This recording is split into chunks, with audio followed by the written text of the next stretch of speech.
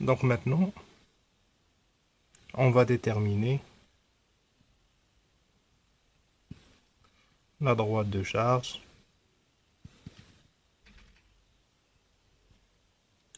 en régime dynamique.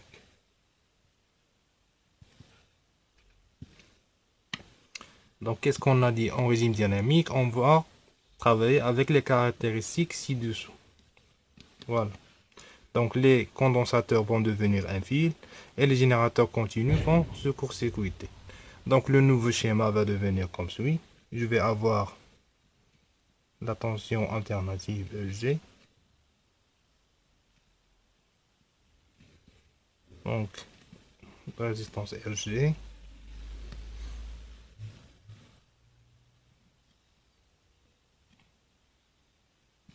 Donc, R2. Ici, mon transistor. Donc, ici, c'est RC. Ici, c'est RE. Donc, qu'est-ce que j'ai dit? Que la capacité CDE, elle va devenir un fil.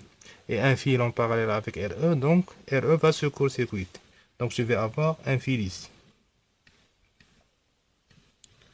Donc, la résistance R1.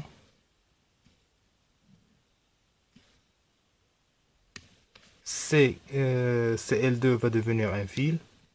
Donc, je vais avoir quelque chose comme ça, la source S. Et le générateur E, il est continu, il va devenir un fil. Donc, voilà que va devenir le montage. Donc, bien sûr, ici c'est C, ici c'est E, et ici c'est B. D'accord? Donc, voilà, je retrace le montage. D'accord? Donc, ce montage, il est équivalent, ici c'est IP, E est le point C. Donc, ce point-là, c'est B. Donc, R2, elle est connectée entre B et ce point-là, il est connecté directement avec la masse. D'accord? Et R1 entre ce point B et la masse aussi. Donc, R1 et R2, ils sont en parallèle. Donc, je vais simplifier d'abord le schéma.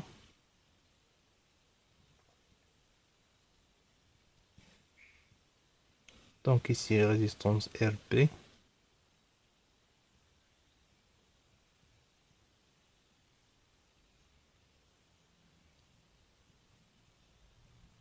Donc, RC. Et ici, on a le point E, le point C et le point B, bien sûr.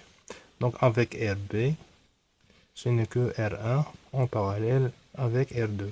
Et ici, on a la sortie S. Donc, il n'est pas. Donc, le condensateur, il est court-circuité. Donc, on a un fil. D'accord? Donc, ici, on a IE. Ici, on a IB. Et ici, on a IC, bien sûr. D'accord? Donc, dans ce sens. Donc, RC, VCE, c'est entre donc C et E. D'accord? Donc, ce potentiel, c'est ce potentiel. Et ce potentiel, c'est ce potentiel. Donc, la tension qui traverse RC, c'est cette tension-là. D'accord? Je vais la nommer par exemple V'. Donc V' est égal à moins VCE. Donc V' est égal à quoi d'abord? C'est RCIC. Et c'est égal à moins VCE. Parce que le courant qui traverse la résistance RC, il est montant. D'accord? Et la tension, c'est toujours en sens opposé avec le courant. Donc, et on va trouver finalement que IC est égal à moins VCE sur RC.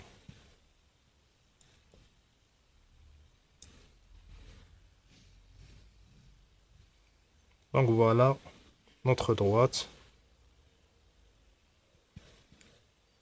de charge dynamique. Ça veut dire on l'a calculé en régime dynamique. Donc, deux choses à noter ici.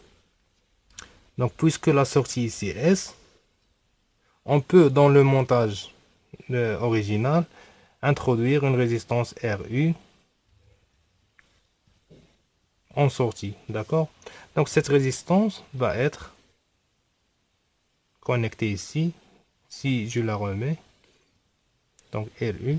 Donc, bien sûr, on peut travailler soit avec RU, soit on enlève RU. D'accord? C'est facultatif. Donc ici, si je travaille avec RU, donc RU va être en parallèle avec RC. Et ici, je vais avoir RC en parallèle avec RU, tout simplement. D'accord? Ici, en parallèle avec RU. Voilà. Et une autre remarque aussi, c'est qu'on travaille en régime dynamique. Donc, ça veut dire quoi en régime dynamique? Ça veut dire que les valeurs de tension et du courant, ils dépendent du temps. Ça veut dire que EG dépend du temps. Elle a une valeur sinusoïdale. Vmax sinus oméga t par exemple. Et tous les courants dépendent du temps. Donc en l'occurrence, le courant IC, il dépend aussi du temps.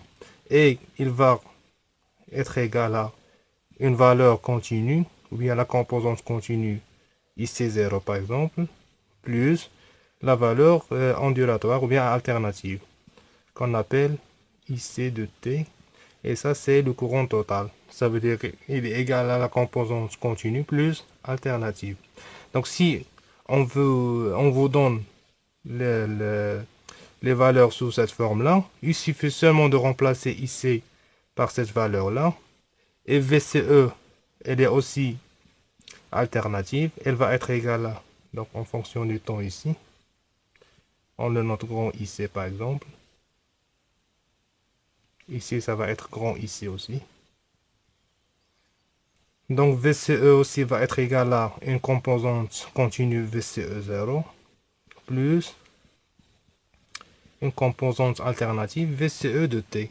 Donc, il suffit tout simplement de remplacer VCE ici par cette valeur et IC par cette valeur et trouver une nouvelle équation. Ça, c'est si on vous donne les termes sous cette forme-là. D'accord?